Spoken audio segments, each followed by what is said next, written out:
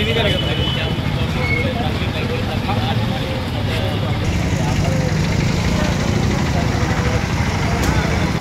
5 किंवा 5 पेक्षा जास्त लोक 5 किंवा 5 वेळा जास्त लोक एकत्र जमायचं नाही। असा जमाव हा बेकायदेशीर समजला जाईल।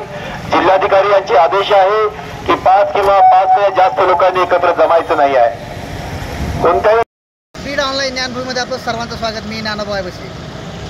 मराठा आरक्षणाचा मुद्दा घेऊन मनोज जरांगे पाटील गेले 5 दिवसापासून आंतरवली सराटी या ठिकाणी अमर उपोषण सुरू आहे। त्याच धर्तीवर त्यांना एक सपोर्ट व्हावा म्हणून बीड जिल्ह्यातील काही मराठा विभागाकडून काल बीड जिल्हा बंदची हाक देण्यात आली। त्याच अनुषंगाने आज बीड जिल्ह्यामध्ये मोठ्या प्रमाणावर काही बंद तर काही चालू अशी स्थिती सध्या पाहायला मिळते आहे। काही बसेस चालू आहेत तर काही शाळासुद्धा सुरू आहेत। तर काही शाळांनी लेकरांना सुट्टी दिली आहे बीड बंद असल्यामुळं। बीड जिल्हा पोलीस दलाकडून मोठ्या प्रमाणावर सध्या बंदोबस्त तैनात करण्यात आला आहे। प्रत्येक पोलीस ठाण्याअंतर्गत चौकात पोलिसांचा बंदोबस्त पाहायला मिळतोय।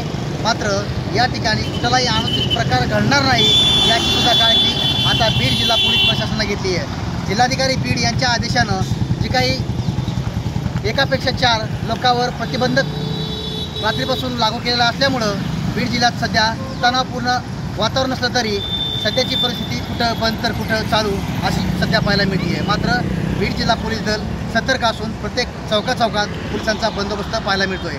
अनुचित प्रकार घडू नये यासाठी प्रत्येक स्तरावर सध्या बीड जिल्हा पोलीस लक्ष ठेवून आहे। जाहीर आवाहन अँटी करप्शन ब्युरो बीड तर्फे जनतेसाठी अतिशय महत्त्वपूर्ण आवाहन। बीड जिल्ह्यातील नागरिकांना आवाहन करण्यात येते की शासकीय कामाकरिता लाच मागणाऱ्या लोकसेवकांविरुद्ध तक्रार असल्यास लाचलुचपत प्रतिबंध विभाग बीड या कार्यालयाशी संपर्क साधावा।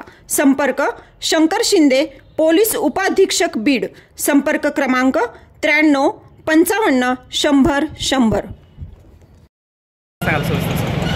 बीड जिल्हा बंदची अनोळखी व्यक्तीने कोणीतरी आवाहन केलेलं आहे। त्यामध्ये कुठे संघटन असल्याचं आम्हाला दिसून येत नाही, परंतु तरीसुद्धा पोलीस सतर्क आहेत, पोलीस रोडवर आहेत आणि पोलीस पूर्णपणे प्रिपेअर्ड आहेत।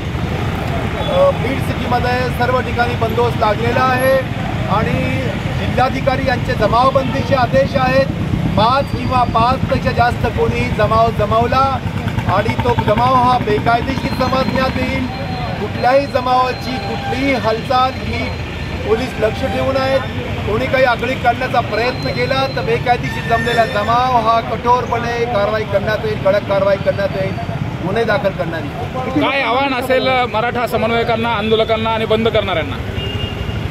आम्ही आवाहन करतो आणि विनंती करतो की लोकांचे आवागमन सामान्य होऊन राहू द्या।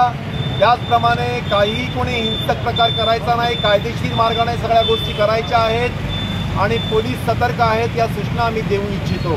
शांतता राखण्याचे आवाहन आणि विनंती आम्ही करत आहोत। सर, किती पोलीस यंत्रणा सतर्क आहे या ठिकाणी तुमच्या अनुषंगानं? बीड सिटीमध्ये 55 पोलीस हे काम करत आहेत आणि चौकात आहेत। त्यांचे स्ट्रायकिंग फोर्स हे करण्यात आलेले आहेत। लाठी, गॅस वगैरे, अश्रुधूर आणि सगळ्या आयुधांसह पोलीस सतर्क आहेत। ओके।